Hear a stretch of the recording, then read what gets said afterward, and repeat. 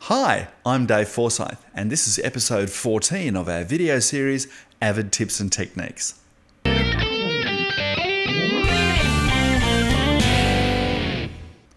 I was watching the How To channel last night, and one of the shows featured 3 very interesting transitions.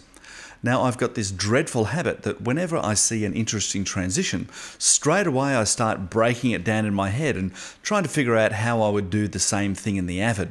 Well, I know it's a terrible habit and I really should see someone about it, but I'm going to show you the first of those 3 effects today. Well, this first effect isn't a transition as such, but it is something that they use to introduce one of the designers or a contractor. The person will be talking to camera, and then all of a sudden what would happen is this. Okay, let's go and see how to make this happen in Media Composer. First, I need to find the frame I want to hold. I'm going to make a freeze frame out of it, so I need to load the original shot into the source monitor. The quickest way to do this is to right-click on the V1 track and choose Match Frame Track from the contextual menu. Of course, this is not the only way to do a match frame, but it's definitely the quickest. And when you get to my age, you don't have a whole lot of time to waste. Now I have the original clip, I'm going to choose Freeze Frame from the Clip menu. But because this is interlaced video, I need to tell the system how to deal with the fields. There is not much motion in the frame, but to eliminate any chance of jitter, I'm going to choose Interpolated Field. Of course, this dismisses the menu, so I have to go back and choose my duration. The effect is about 3 seconds long, so a 5-second duration should be enough. Now in this effect, the foreground and background elements are actually the same, so I need to overwrite the freeze frame into V1 as the background and into V2 as the foreground.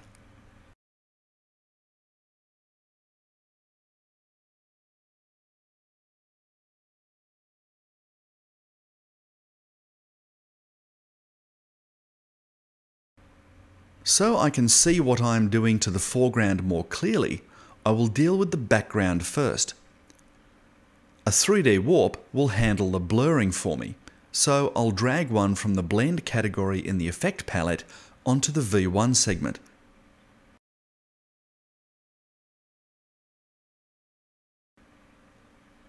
I'll keyframe the blur over about 40 frames.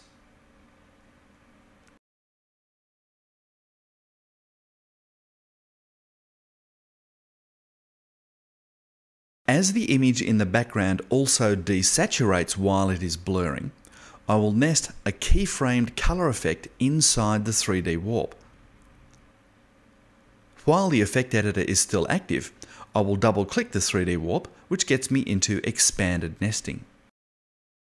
Now, if you don't use expanded nesting, the truth is you should. Consider attending the MC101 Editing with Avid Media Composer course or MC110 Introduction to Avid Media Composer Effects courses for a lot more information on expanded nesting.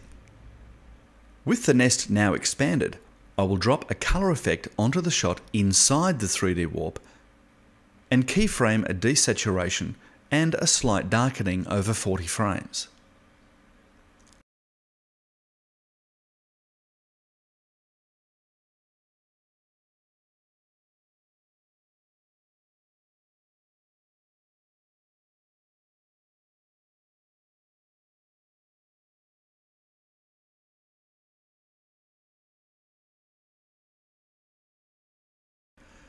Now the system may have trouble playing the blur in real time, so I'll quickly render it and see how it looks. Okay, all good, the background's done. Now let's tackle the foreground. To separate the foreground and background, I will use an Animatte effect.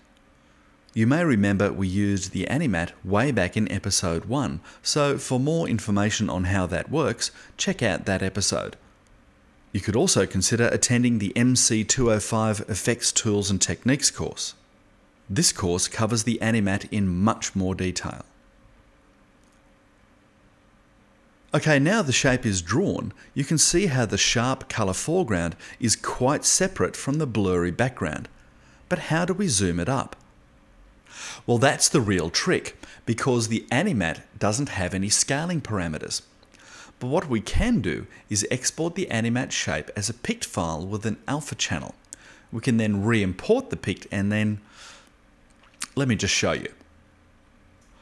I'm going to right-click on the Animatte shape and from the contextual menu, choose Export Matte Pict.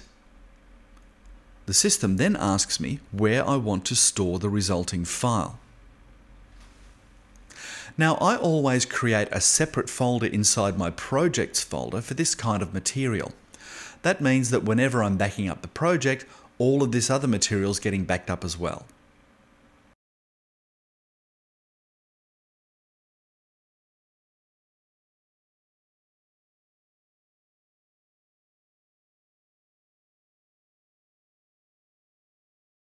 Now I've exported it, I need to import it.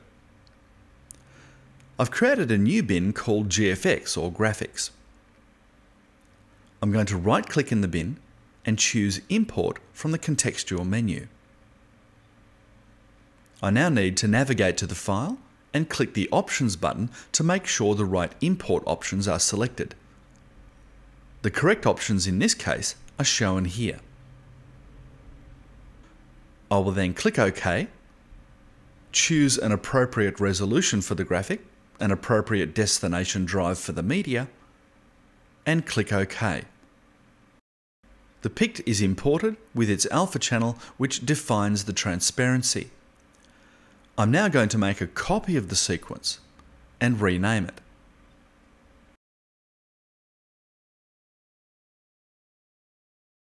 By making a copy of the sequence and giving it a new name, it means I can go back to the original sequence at any time and tweak the Animatte if I need to. Now, after loading the new copy of the cut, I will overwrite the imported graphic over the top of the V2 segment. Don't worry about losing the Animatte, we don't need it anymore, and besides, we've still got it in the original copy of the sequence. Now I have a white cutout shape over the blurred and desaturated background. We must now replace the white fill of the pict with the freeze frame. In Source Record mode, I'll park on the imported pict and step into it. Inside the pict there are 3 layers. The lower or V1 layer has to be left blank. The second layer or V2 is the white fill, and this is what has to be replaced by the freeze frame.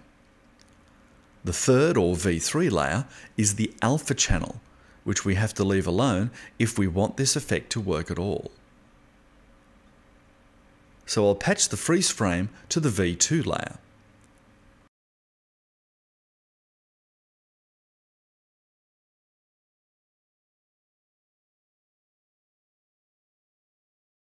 Mark up the duration of the fill and overwrite it in.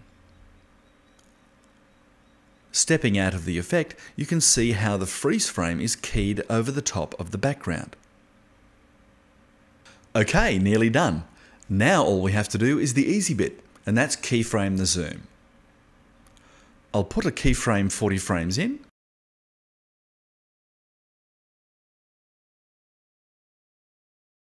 and zoom it up to about 120%. Because I want it to hold, I'll copy this keyframe and paste it to the last keyframe.